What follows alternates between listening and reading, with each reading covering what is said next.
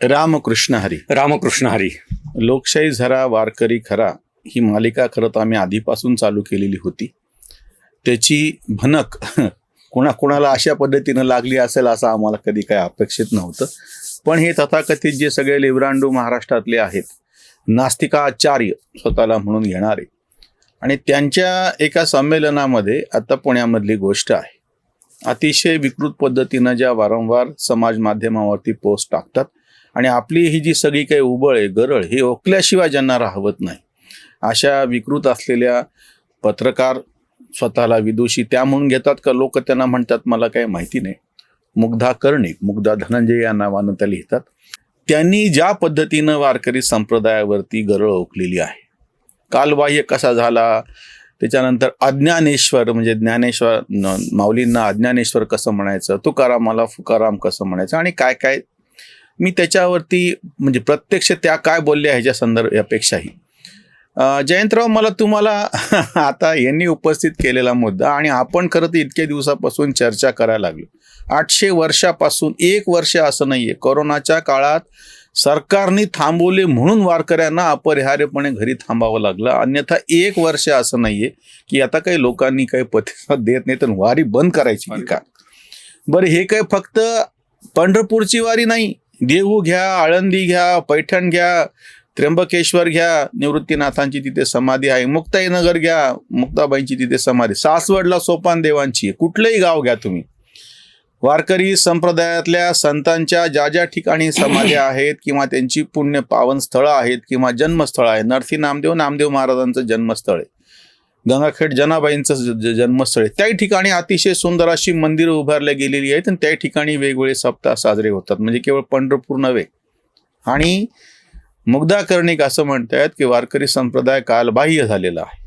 मी तुम्हाला आव्हान करतो, जयंतराव काही बोलायच्या आधी, ते तर स्वतः प्रत्यक्ष सांप्रदायिक आहेत, त्याचं म्हणजे व्यवस्थित विश्लेषण करतील. आत्ताच मी तुम्हाला सांगतो, आत्ताची जी येती आषाढीची वारी असेल, तुमच्यापैकी कोणीही तुमच्या हातातला मोबाईल घेऊन जा आणि तुम्हाला त्या ठिकाणी वयाच्या 25पेक्षा कमी असलेले पोरं कसे आढळतील ते तुम्हीच पहा आणि मग तुम्हीच त्याचं रिपोर्टिंग सोशल मीडियावरती, समाज माध्यमांवरती करा. हे जे विकृत पद्धतीनं बोलतायत, म्हणून जयंतराव मला तुम्हाला हे म्हणायचं आहे की हे जे म्हणतायत की बाबा वारी आणि विठ्ठल कालबाह्य झालेलं आहे आणि वारीनं काय साधलं, तर तुम्ही या अनुषंगानं आणि वारकरी सांप्रदायिक म्हणून काय सांगू शकाल? श्रीकांतराव, हे आपल्या समाजाचं दुर्दैव आहे की अशा प्रकारची भाषा आपल्याला अलीकडच्या काळामध्ये ऐकायला मिळायला लागलेली आहे. मी मुग्धाताईंचं ते पूर्ण भाषण जे आहे ते पूर्ण 2दा मला ऐकावं लागलं, कारण त्यातली जी मांडणी होती ती अत्यंत दुर्बोध आणि कठीण होत चाललेली होती ऐकायच्या दृष्टीने, आणि ज्या पद्धतीचं तंत्रज्ञान रेकॉर्डिंगसाठी वापरलं होतं तेही फार काही व्यवस्थित असं नव्हतं. त्यामुळे 2 वेळेला मी ते ऐकलं आणि मनातून तुम्हाला सांगतो, माझं पहिलं मत असं आहे, वारकरी म्हणून मी मुग्धा कर्णिक यांनी जी काही मतं मांडली त्याचा जाहीरपणे या ठिकाणी निषेध करतो. वारकरी म्हणून करतो आहे, ते त्यांचं वैयक्तिक मत आहे हेही मला मान्य आहे. किंबहुना ते वैयक्तिक मत त्यांच्या त्या परंपरेमध्ये काम करणाऱ्या लोकांचं मत आहे, असू शकतं, त्याच्याबद्दलही मला काही म्हणायचं नाही आहे. परंतु तुमच्या वैयक्तिक मताच्या हट्टासाठी, आग्रहासाठी तुम्ही एखादी चांगली व्यवस्था जर मोडीत काढत असाल आणि समाजाला भ्रमित करण्याचा प्रयत्न करत असाल तर तुम्ही निषेधाला पात्र आहेत. त्या पातळीवरती जाऊन मी म्हणतोय की मुग्धा कर्णिकांचा मी या ठिकाणी निषेध करतो. त्यांच्या भाषणामधले 4 मुद्दे होते, त्यातला पहिला मुद्दा आपण या पहिल्या प्रश्नाच्या याच्यामध्ये घेऊयात. त्यांचा पहिला मुद्दा होता की वारकरी संप्रदाय, तुम्ही म्हणता की जाती व्यवस्था मोडीत काढणार आहे, त्यांनी मोडीत काढलेली आहे, संपली का समाजामधली जाती व्यवस्था?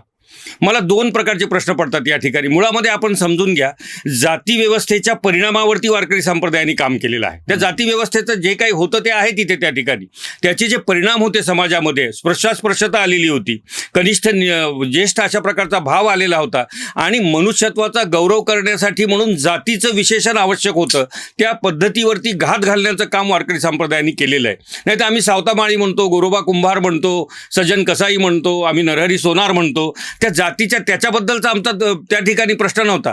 त्या जातीमध्ये झालेल्या जन्मामुळे जे कनिष्ठत्व माणसाला प्राप्त होतं त्याचा आम्ही विरोध केलेला आहे, आणि त्याच्यामध्ये आम्ही सिद्ध पण झालोय, कारण की आमच्याकडे एकमेका लागतीले पायरे ही परंपरा आम्ही रूढ करू शकलो. त्या अर्थाने वारकरी जेव्हा जातीचा विचार न करता एकमेकाच्या पाया पडत असेल आणि त्या ठिकाणी माऊली म्हणून त्याचा स्वीकार करत असेल तर त्या मर्यादित अर्थाने त्या परिप्रेक्ष्यामध्ये जाती व्यवस्थेला आम्ही दूर ठेवले असं मला स्पष्टपणे म्हणावं वाटतं. हा पहिला मुद्दा झाला. दुसरी गोष्ट अजून एक आहे की तुम्ही म्हणता त्या तथाकथित पद्धतीने पण जाती व्यवस्थेवरती आघात तर संप्रदायांनी केलेच आहेत. एकत्र बसून जेवतोय ना आम्ही, कुठल्या सप्ताहामध्ये कुठल्या भंडाऱ्यामध्ये आम्ही विचारतो माझ्या बाजूला बसलेल्या माणसाला की तू कुठल्या जातीचा आहे, अजिबात विचारत नाहीये.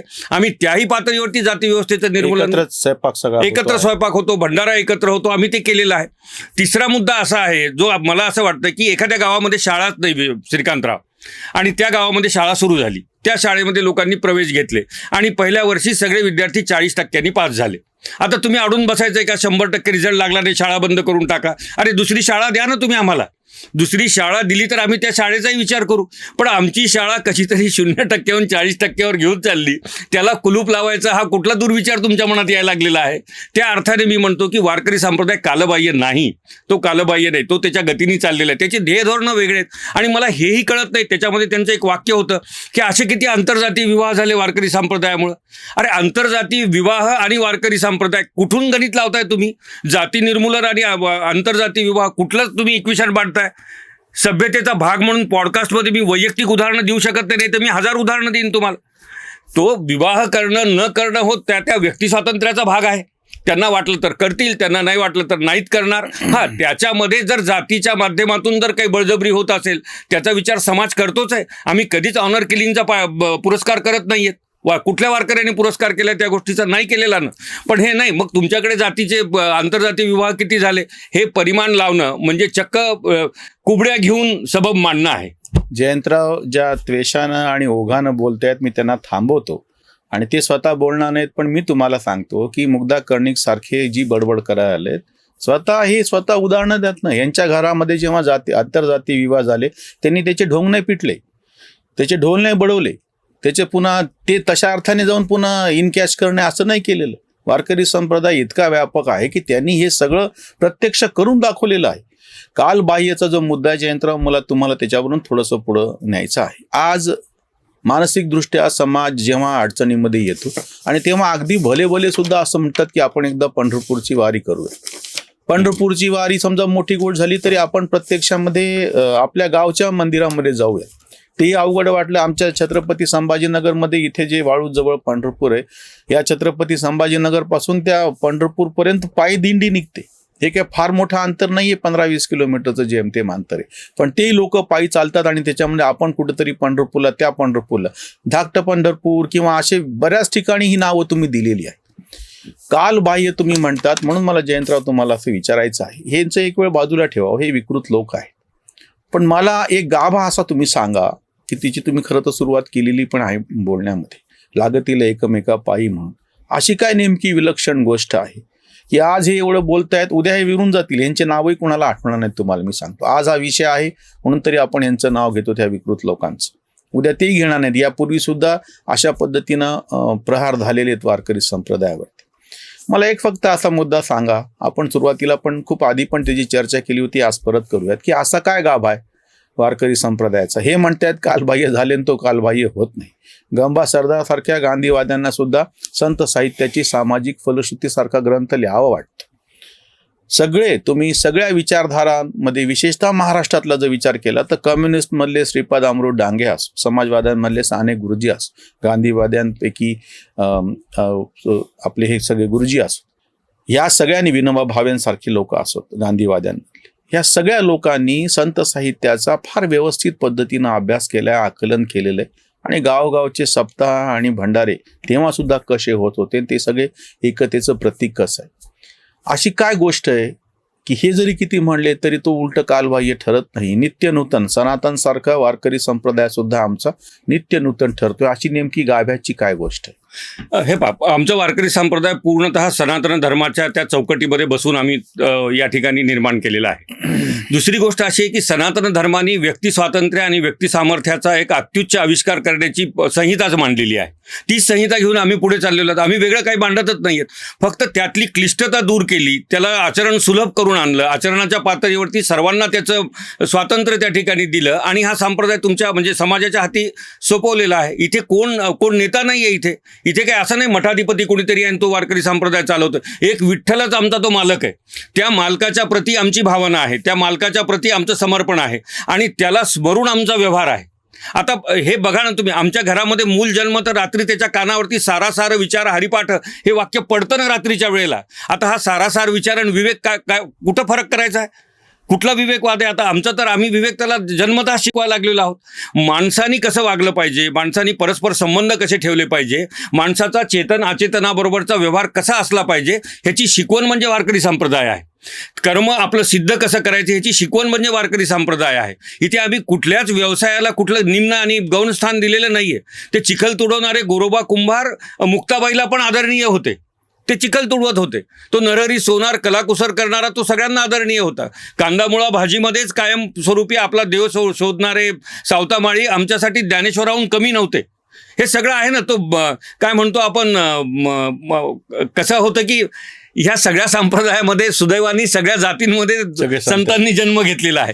कोणत्याच जातीला कनिष्ठता दिलेली नाहीये. त्या जातीला उलट अभिमान वाटेल, किंबहुना त्या जातीचा गौरव होईल अशी व्यक्तिमत्व त्या जातीमध्ये आली आणि त्या जातीसकट त्या व्यक्तिमत्वाचा गौरव केला गेलेला आहे. इतका उदात्त असणारा संप्रदाय. आणि यांनी कुणाचं वाईट केलंय दाखवा ना मला. तुम्ही सांगतायत ना ह्याला कालबाह्य करून टाका. कुणाचं वाईट केलंय या संप्रदायाने? कुणावरती आघात केलेत? श्रीकांतराव आपले 30 एपिसोड झालेत. 30 एपिसोडमधल्या 20 एपिसोडमध्ये आपण संप्रदायातल्या त्रुटीवरती बोललोय, संप्रदायामधल्या चुकीच्या पद्धतीवरती बोललोय. कुठली एक पोस्ट कॉमेंट आली का वारकऱ्याची तुम्ही असं का बोलतायत म्हणून? कुणाचा तुम्हाला फोन आला का? मला फोन आला का? किती सहिष्णुता पाहिजे अजून तुम्हाला? किती सहन करायचं या संप्रदायाच्या लोकांनी? आपल्यावरती टीका सहन करणारा हा संप्रदाय आहे. किंबहुना तुम्हाला नाव घेता येणार नाही मला, एक दोघांचे मला असेही फोन आले की अहो आम्ही बोलू शकत नाहीत, आम्ही त्यात अडकलो, तुम्ही बोलताय चांगलं आहे. कुठली उदात्त भावना आहे ही? विचार करा. वारकरी संप्रदायाप्रती किती समर्पित भावना आहे. मग इतका समर्पित असणारा, इतका स्वच्छ असणारा, इतका सारासार विचार करणारा संप्रदाय कुणाला आवडणार नाही? आता आणखी एक त्यातलं उदाहरण देतो. आत्ता जर तुम्ही मला म्हणालात ना की 10,000 नावं सांगा जयंतराव या संप्रदायाचा प्रचार करणाऱ्या लोकांची, मी दाखवतो. ब्रह्मचारी दाखवतो, वानप्रस्थी दाखवतो, संन्यासाश्रम घेतलेले दाखवतो, संसारी राहून घरदार सोडून फिरणारे दाखवतो. रात्रंदिवस या वारकरी संप्रदायासाठी झटायला लागलेले आहेत. त्यांचं आयुष्य त्यांनी त्या वारकरी संप्रदायासाठी वाहून टाकलंय. ज्या मुग्धाताई बोलतायत त्यांच्याबद्दले 50 नावं दाखवा घर सोडलेल्या लोकांची. विरंगुळ्याचा विषय आहे का हा?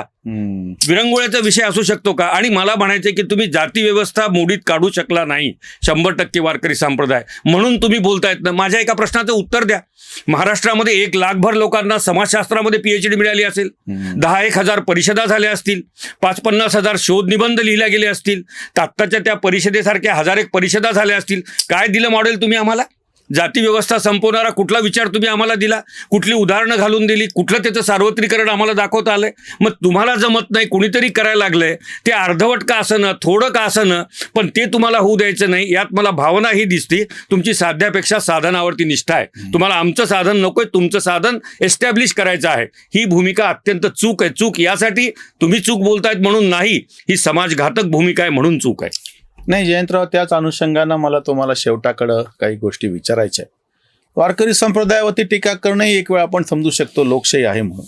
तुमची विकृती तुम्हाला लखला, पण दुसरं तुम्ही समांतर काय उभं करून दाखवले सांगा ना. काहीच नाही. रामदासांनी जेव्हा क्रियेविण वाचाळता व्यर्थ आहे असं सांगितलेलं, ह्यांना रामदासही पटत नाही, ती गोष्ट वेगळी. वारकरी संप्रदाय पटत नाही, ही गोष्ट वेगळी. पण ह्यांनी समांतर काय उभं करून दाखवले सांगा.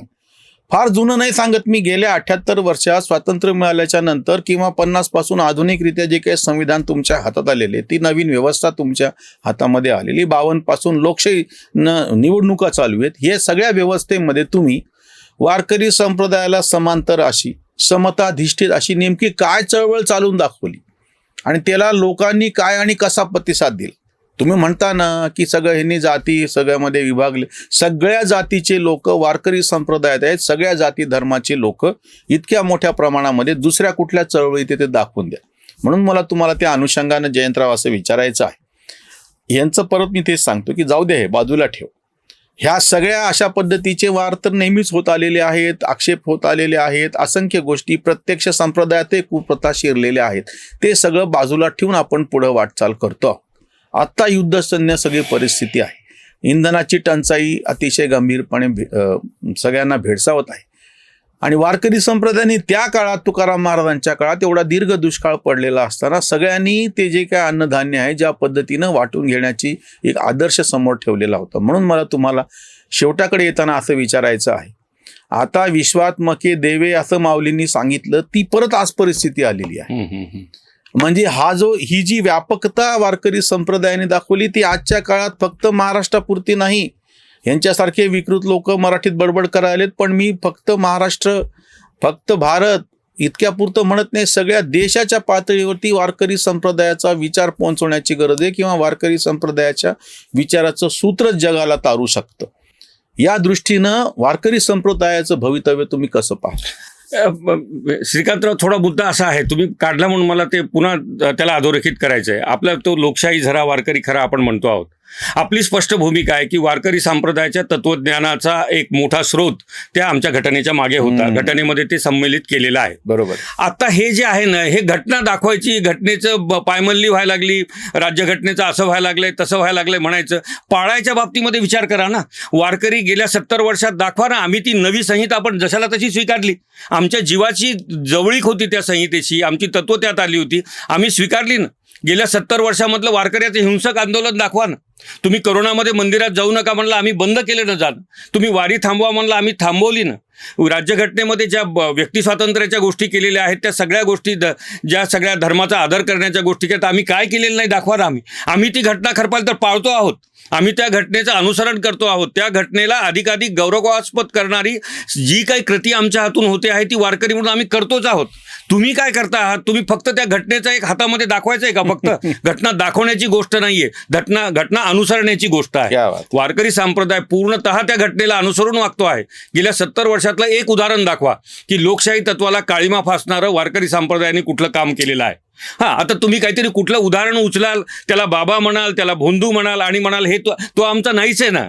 आम्ही त्याला नाकारतोच आहे, तो आमचा नाहीच आहे. जो वाईट वागतो तो आमचा नाहीच आहे. आमचं एकच फुटपट्टी आहे. जो आमच्या तत्वाच्या बाहेर वागतो तो आमचा नाही आहे. त्या अर्थाने मी काय म्हणतो माहिती आहे का, की लोकशाही वाचवण्याचं जे काम आहे, वाचवणं काय, समृद्ध करायची, वाचवली आपण, ते वाचवा म्हणायची गरज नाही आहे, ती समृद्ध करायची आहे. त्या समृद्ध करण्यामध्ये जर वारकरी संप्रदायाचं एवढं योगदान असेल, त्या घटनेला प्रेरणा देण्यापासून ते घटनेला अंमल करण्यापर्यंत, तर त्याला तुम्ही बाजूला कालबाह्य ठरवून तुम्ही कुठली व्यवस्था आणू इच्छिता इथे?